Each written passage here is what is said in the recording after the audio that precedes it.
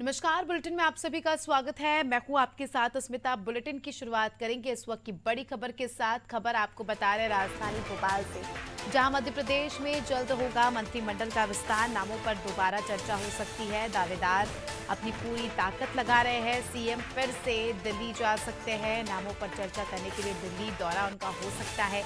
RSS की शरण में कई सारे नेता हैं जिन्हें इस बार बड़ी जिम्मेदारी मिल सकती है।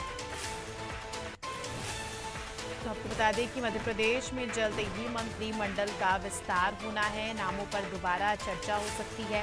दावेदार जो है अपनी पूरी ताकत लगा रहे हैं। सीएम फिर से दिल्ली जा सकते हैं।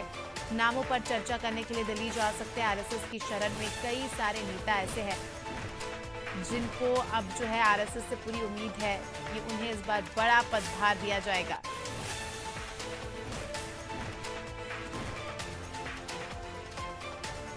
तो खबर आपको बता रहे हैं राजधानी भोपाल से,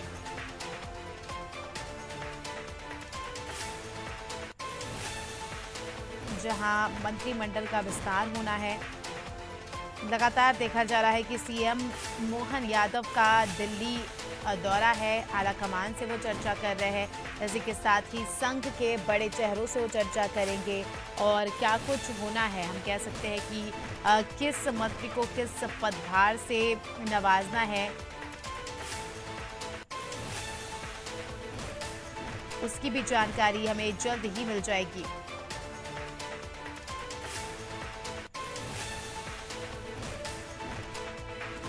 तो खबर आपको बता रहे हैं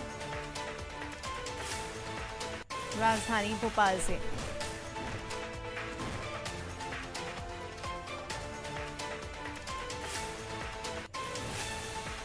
तो खबर राजधानी भोपाल से, जहां मध्य प्रदेश में जल्द होगा मंत्रिमंडल का विस्तार। नामों पर दोबारा चर्चा हो सकती है।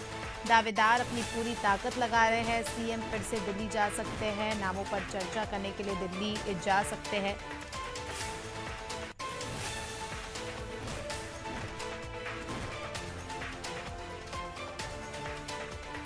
राजधानी भोपाल से इस वक्त की बड़ी खबर।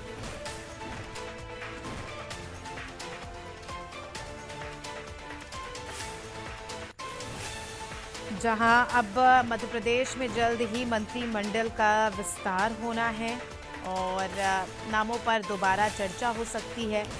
किस नेता को क्या जिम्मेदारी देनी है, इस बात की जानकारी हमें जल्द ही पता चल जाएगी, क्योंकि फिर से एक बार जो है सीएम मोहन यादव का दिल्ली दौरा है। कहा जा रहा है कि दिल्ली दौरे के दौरान वो मंत्रियों के नामों पर ही चर्चा करेंगे।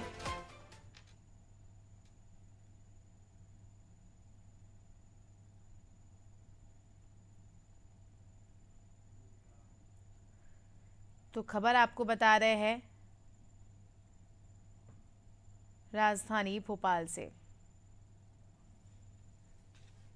चलिए, इसी के साथ इस खबर पर हमारी सहयोगी शबाना हमारे साथ जुड़ चुकी है। ज्यादा जानकारी लेंगे शबाना से। शबाना, मंत्रिमंडल का विस्तार होना है और लगातार देखा जा रहा है कि डॉक्टर मोहन यादव जो कि मुख्यमंत्री है, नवनिर्वाचित मुख्यमंत्री, लगातार उनका दिल्ली दौरा हो रहा है। तो इससे हम क्या समझे कि जल्द ही जो है मंत्रिमंडल का विस्तार हो जाएगा, नामों पर मुहर लग जाएगी? है मध्य प्रदेश में नई सरकार तो बन गई, लेकिन कहीं ना कहीं जो है मंत्रिमंडल के विस्तार में फिर से देरी हो रही है।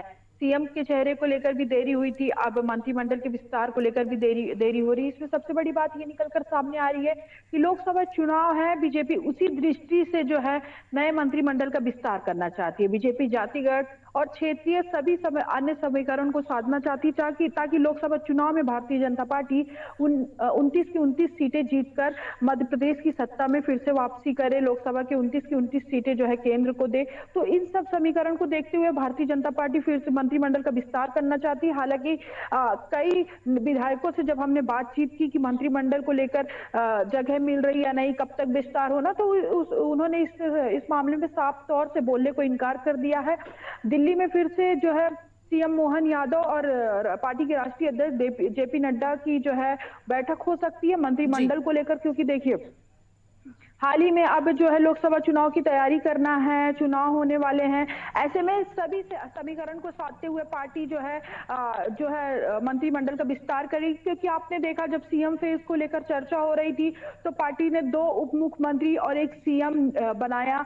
सभी क्षेत्रों को यहाँ पर साधने की कोशिश की है। देखिए आपने रीवा से जो है राजन शुक्ल को, दूसरी तरफ जगदीश देवड़ा और सीएम मोहन यादव उज्जैन के हैं। तो सभी समीकरण को साधने की यहाँ पर तैयारी। और सबसे बड़ी बात यह है कि जिन वरिष्ठ नेताओं को कहा जा रहा है कि पार्टी भले ही युवा चेहरों को लाने की कोशिश कर रही है, और जिन वरिष्ठ नेताओं को अब पार्टी मौका देने की बात नहीं कह रही है, उनको अंदर से कहीं पता चल गया है कि पार्टी जो है उनको अब मौका नहीं देने वाली, तो कहीं ना कहीं आरएसएस के शरण में जा रहे हैं, वहां बातचीत कर रहे हैं। जी। लेकिन पार्टी का साफ तौर पर कहना है कि जो भी पार्टी के विकास के लिए, पार्टी को आगे बढ़ाने के